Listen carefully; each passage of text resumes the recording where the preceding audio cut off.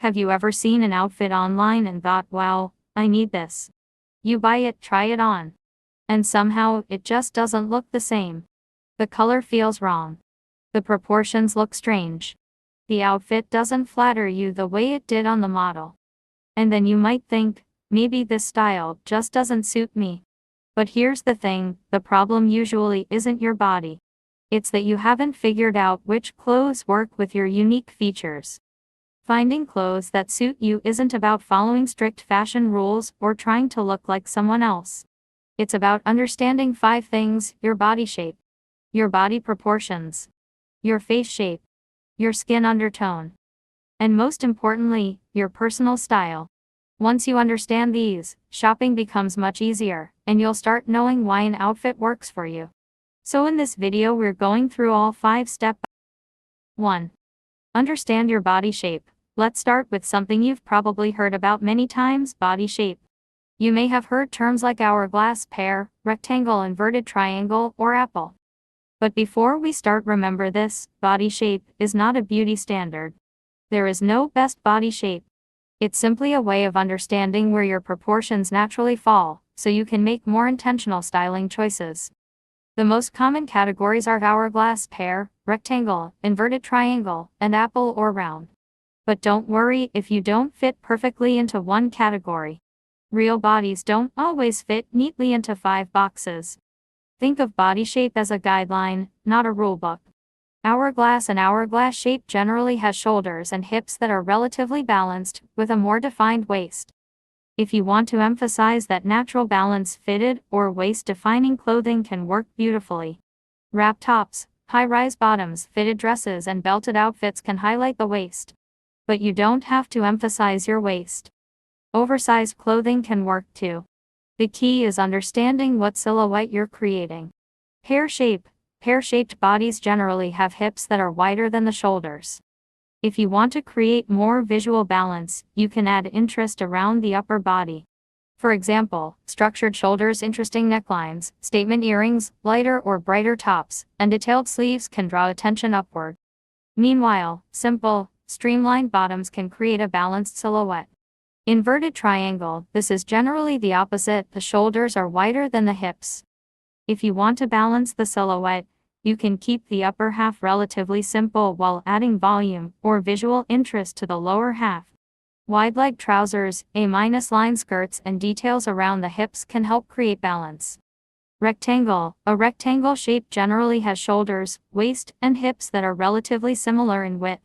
If you want to create more definition, you can experiment with waist emphasis. Belts, crop jackets, high-rise bottoms, wrap styles, and shaped dresses can create more visual structure. But again, straight and relaxed silhouettes can look incredibly stylish too. Apple or round. This generally means more visual fullness around the midsection. If you prefer to create a longer, more streamlined silhouette, try open layers, V-necklines, straight-leg trousers, and outfits that create vertical lines. But don't think you need to hide your stomach. The goal isn't to hide your body. The goal is to create an outfit that makes you feel comfortable and confident. And that brings us to something even more important than body shape. 2. Understand your body proportions. 2 people can have exactly the same body shape and still look completely different in the same outfit. Why? Proportions.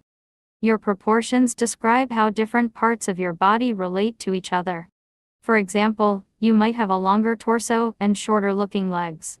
Or shorter torso and longer-looking legs. You might have broader shoulders. You might have a longer or shorter rise.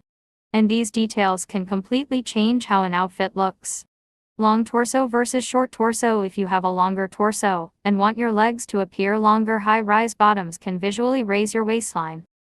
A shorter top or a tucked-in top can create a similar effect. If you have a shorter torso, extremely high-rise bottoms combined with very cropped tops may make your upper body look even shorter. In that case, a slightly lower rise or a longer top can create a more balanced appearance. The important thing isn't remembering a specific rule. It's understanding the visual effect. Top length matters. Imagine wearing the exact same trousers with 3 different tops. A top ending at your waist creates one proportion. A top ending at your hips creates another. and a very long top creates another. That's why sometimes an outfit feels off even though every individual piece looks good. The problem may simply be the length relationship between the pieces. Pants length. Your pants length can also dramatically change your proportions. Very long, dragging trousers can overwhelm a petite frame. Very short trousers can visually cut the legs. A full-length trouser that falls correctly over the shoe can often create a cleaner, longer line. And remember, fit and length matter more than the number printed on the clothing tag. 3. Your face shape can help you choose better details. Now let's move upward to your face. Your face shape can be especially useful when choosing necklines, earrings, collars, sunglasses, and even hairstyles. Common face shapes include oval, round, square, heart, oblong, and diamond. But just like body shapes, most people don't fit perfectly into one category. Oval face. Oval faces are relatively balanced and can work with many different styles. You can experiment with different necklines, earrings, and sunglasses. Round face. If you want to create a little more visual length, vertical or elongated details can help. Longer earrings, V necklines, and slightly angular sunglasses can create contrast. Square face. Square faces often have more defined angles around the jaw. Rounded or curved accessories can create an interesting contrast. Think round earrings, softer necklines, or rounded sunglasses. Heart-shaped face. A heart-shaped face generally has a wider forehead and a narrower chin. You can experiment with earrings and necklines that add visual interest around the lower part of the face. Oblong face. If your face appears longer than it is wide, wider or more horizontal details can create balance. The important thing is not to think, my face shape means I can't wear this. Instead, think, what effect does this accessory or neckline create? Fashion becomes much more flexible when you think about visual balance rather than strict rules. 4. Find your skin undertone. Now let's talk about color. You might have noticed that certain colors make your skin look brighter, while others can make you look tired or washed out. One reason is your undertone. Your skin tone is the visible depth of your skin, for example, light, medium, or deep. Your undertone is the subtle tone underneath your skin. The three broad categories are warm, cool, and neutral. Warm undertone. Warm undertones often work beautifully with colors such as cream warm beige, camel, terracotta, olive, mustard, and warm browns. Gold jewelry can also complement warm undertones. Cool undertone. Cool undertones often pair beautifully with cool blues, lavender, pink, berry shades, cool gray, and jewel tones. Silver jewelry can be especially flattering. Neutral undertone. If you have a neutral undertone, you may find that you can wear both warm and cool colors relatively easily. But don't rely completely on undertone charts. The best test is still looking at how a color actually makes your complexion appear. Try placing different colors near your face in natural lighting. Ask, does my skin look brighter? Do my eyes look more noticeable?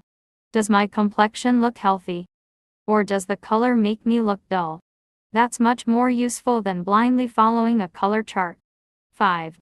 Find your personal style. Now we reach the most important part. Because you can know your body shape. You can understand your proportions. You can know your face shape and undertone. And still have no idea what clothes you actually want to wear. That's where personal style comes in. Your personal style is basically the visual language you choose for yourself. Maybe you love minimal fashion. Maybe you're feminine.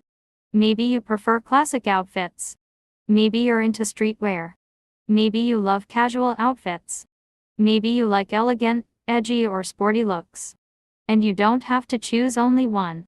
Your style can be a combination. For example, minimal plus feminine. Classic plus casual. Streetwear plus sporty.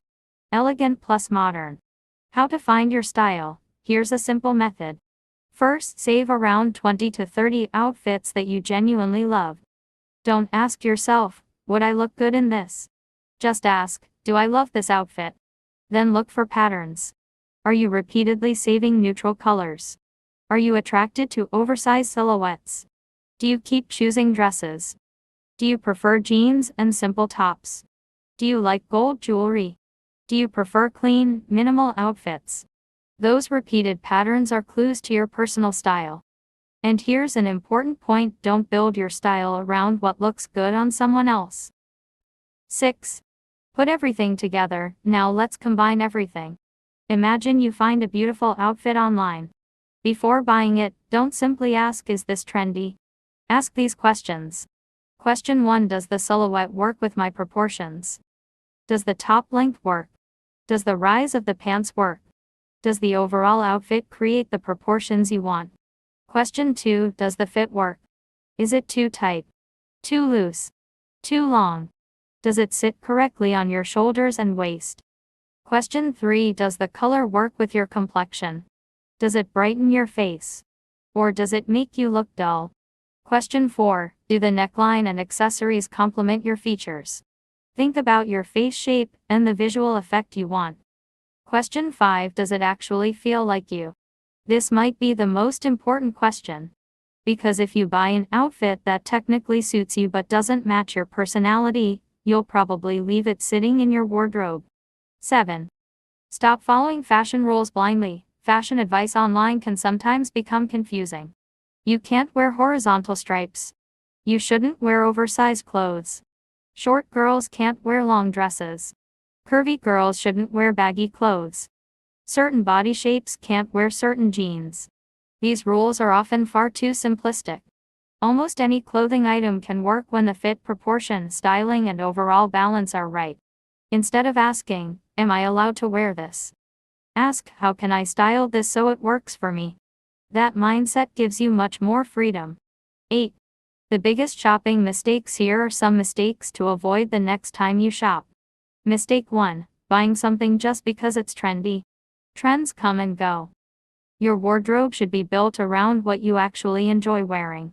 Mistake 2: buying the wrong size because of the label. A size number doesn't determine whether something fits. Try different sizes if necessary. Mistake 3: ignoring tailoring. Sometimes an inexpensive piece with a great fit can look better than an expensive piece that fits poorly. Mistake 4: buying clothes only for one outfit. Before buying something, think about at least 3 ways you could style it. Mistake 5: trying to copy someone else's style. Use other people's outfits as inspiration, not as a template. Mistake 6: buying for your ideal body. Buy for the body you have today. Your clothes should work for your current life, not some imaginary future version of yourself. 9.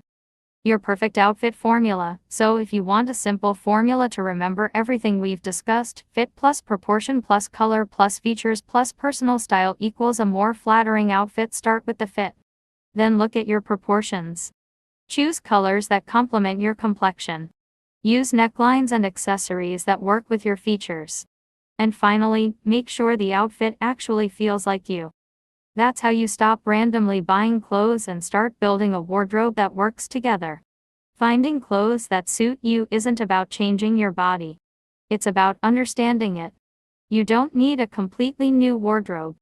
You don't need to follow every fashion trend. And you definitely don't need to look like someone else.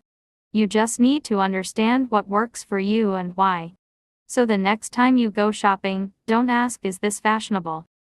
Ask, "Does this fit me, flatter my proportions, complement my features, and match my personal style?" If the answer is yes, you've probably found something worth buying. And remember, the best outfit isn't the one that follows the most fashion rules. It's the one that makes you feel like the best version of yourself. If you found this guide helpful, don't forget to subscribe for more practical fashion and styling tips.